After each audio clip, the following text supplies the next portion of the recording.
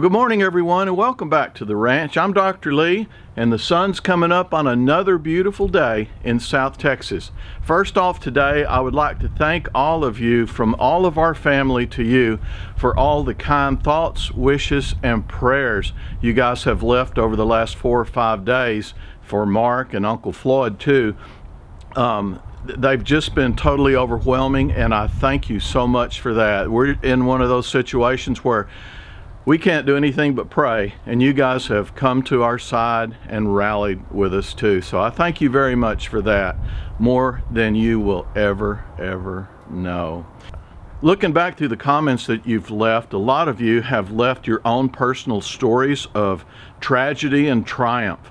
And man, I'll tell you what, it's hard to get through those without crying. I can only take 3 or 4 of those at a time, and I have to get off YouTube and go do something else. So for those of you who have shared your life trials, what was going on, what you did to get through it, man, God bless you. Thank you so much for that. That really is inspirational. And for those of you who haven't seen those, it would be a well worthwhile just to go through some of the comments and see what these people have been leaving on there. But anyway, guys, to kind of get you up to speed, Uncle Floyd is doing much better. He had a bad reaction to some chemotherapy, and a lot of you have asked, you know, why is he getting chemotherapy at his age? That's some wicked stuff, and it can only do harm.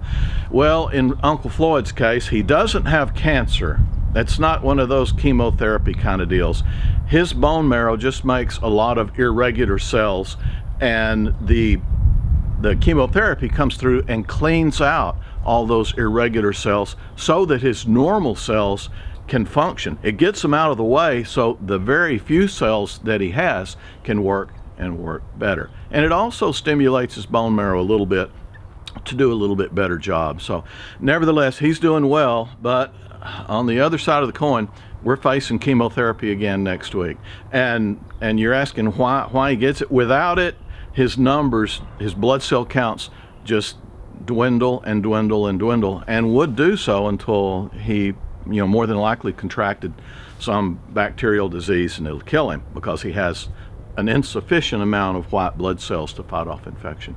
But anyway, he's happy. He's you know, plugging right along, doing his thing. He's getting on his scooter and riding to Walmart, and you know, all those things a 104-year-old guy is supposed to do. So anyway, Floyd's doing good, and so is Mark so far. Mark's in good spirits. It's been over a week since they went up into his nose, back into in front of his sinuses, and took a biopsy out of that tissue that's growing back there.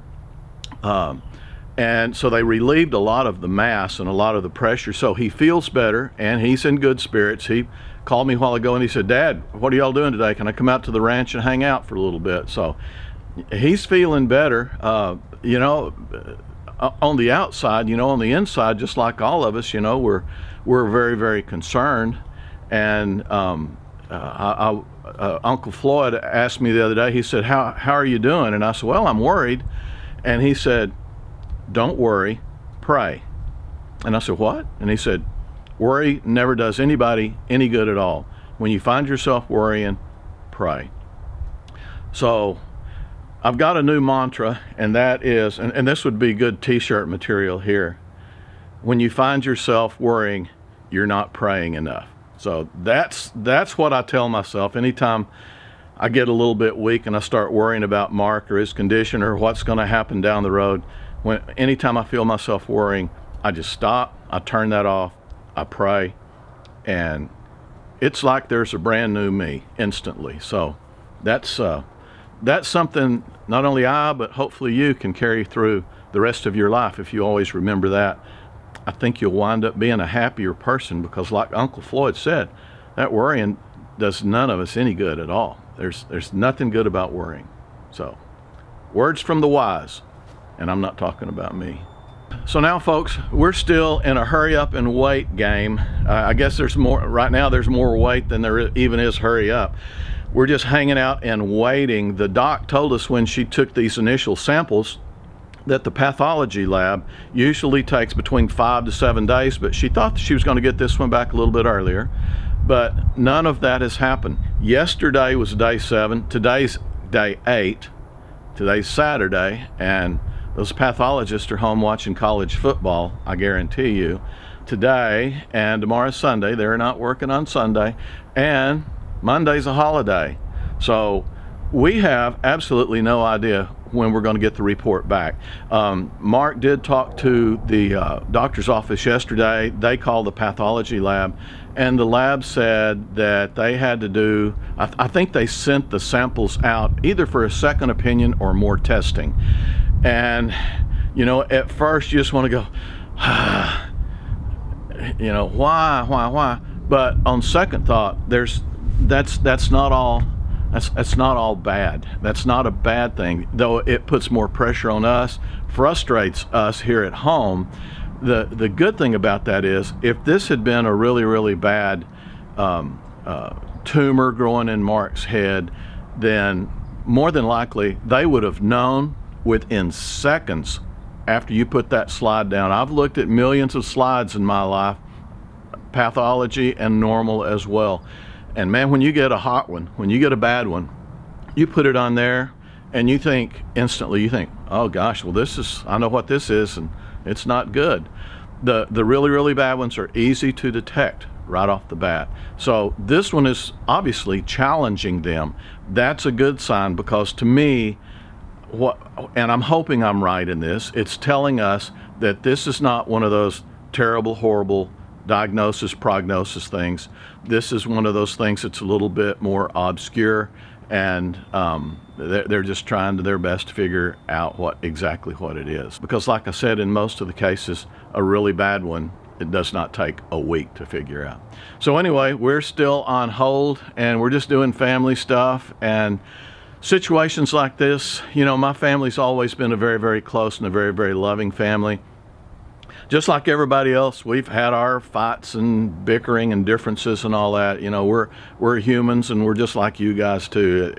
We show you on YouTube the brighter side of everything. So, you know, we're no Ozzy and Harriet. You know, this is a real life thing. But we've always been, deep down, a very loving family, and that's gotten us through a lot of situations, and it's doing it for this situation too. So for all of you that are having upheavals in your family and having problems, I would encourage you to get over that.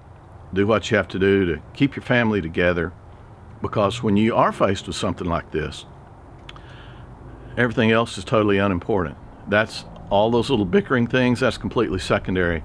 And if you've got that strength and that love that holds your family together, you will be much more likely to get through situations like this and stay strong and be strong for your family, pull everybody together, pray, and get through the dang thing as best you can. So I'll get down off my soapbox. That's the end of the preaching today, and I'll get off this and let you guys get back to your weekend. And once again, I will remind you, if you would like to see Mark personally discussing what he's got going on, how he feels about it, what his plans are, all that, he did a live stream a few nights ago, and that is on it. You know, after you do a live stream, you can select to have them recorded or not, and it's recorded and it's on his YouTube channel. So you can switch over to his YouTube channel and go watch Mark if you've never seen him and you just wonder what this kid that I'm talking about looks like, or if you already know Mark but you just want to see what Mark has to say about all this, then go over to his channel and watch the live stream. It's really an interesting live stream, and you can see all the comments that come down on the side from what all the viewers had to say to him. But anyway, it was a really uplifting thing for me. I started not to watch it because I was already a bit depressed and a little emotional, and I watched it, and it just made me so proud of him. But anyway, if you'd like to go watch that live stream of Mark with all of his friends chiming in on there, it's pretty cute in a lot of places too. I will leave that link in the description below so that you can get not only to his live stream but also to his channel.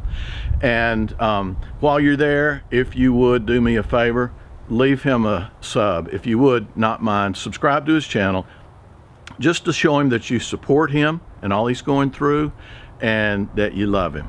I would greatly appreciate that. Well, folks, that's all we've got right now from out here on the ranch. I'm sorry in more ways than one. I'm sorry I'm not going to be able to let you know what's going on, and I'm sorry we don't know what's going on. But it's all part of the deal. And like I said, and like many of you have also said, in a lot of these cases, no news is good news, and we're praying for that. Thanks again for all your concern, for all your love. Thank you for your prayers. Thank you for holding my family in your arms and your prayers. I appreciate that more than you will ever know. God bless you guys. Thanks for stopping by on out on the ranch. Always remember I love you, and I look forward to seeing you next time. Bye-bye now.